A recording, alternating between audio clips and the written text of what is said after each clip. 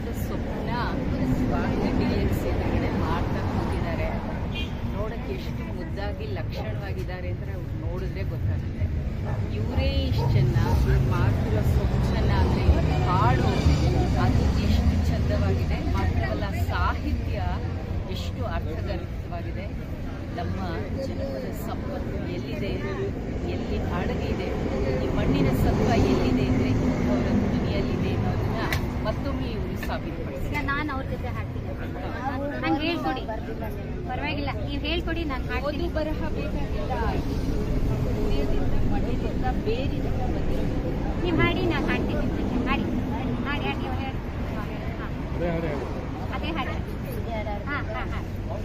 ಹಟ್ಟಿ ಕಂಡಾಲ ಮನೆ ಬಿಟ್ಟರಟೆ ಇದು ಕಲಿ ಮನೆ, ಹುಟ್ಟಿದ್ದೊಂದನೆ ಅರಮನೆ,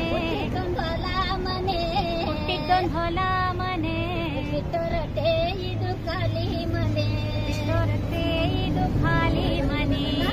ತನಕ ಇದು ನಮ್ಮ ಮನೆ, ನಾವಿರೋ ತನಕ ಇದು ನಮ್ಮ ಮನೆ, ನಾವು ಸತ್ತ ಮೇಲೆ ಸುಡುಗಾಡು ಮನೆ, ನಾವು ಸತ್ತ ಮೇಲೆ ಸುಡುಗಾಡು ಮನೆ. ಒಂಬತ್ತು ಬಾಗಿಲು ಮುಚ್ಚಿ ಒಂಟೆ ತಂದೋಗುವಾಗ, ಒಂಟೆ ತಂದೋಗುವಾಗ, ಬಾಗಿಲು ಮುಚ್ಚಿ ಒಂಟೆ ತಂದೋಗುವಾಗ, ಯಾರ ಮನೆ ಇದು ಯಾವ ಮನೆ, ಯಾರ ಮನೆ ಇದು ಯಾವ ಮನೆ, ನಾವಿರೋ ತನಕ ಇದು ನಮ್ಮ ಮನೆ, ನಾವಿರೋ ತನಕ ಇದು ನಮ್ಮ ಮನೆ.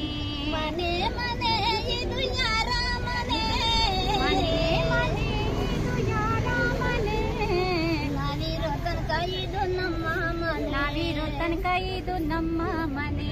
ಒಂಬತ್ತು ಬಾಗಿಲು ಮುಚ್ಚಿ ಒಂಟೆ ತಂದೋಗುವಾಗ, ತನಕ ಬಾರಿ ಮನೆ. ನಿಮ್ಮ ಹೆಸರು? Lakshmamma. Lakshmamma. Thank you thank you thank you thank you thank you.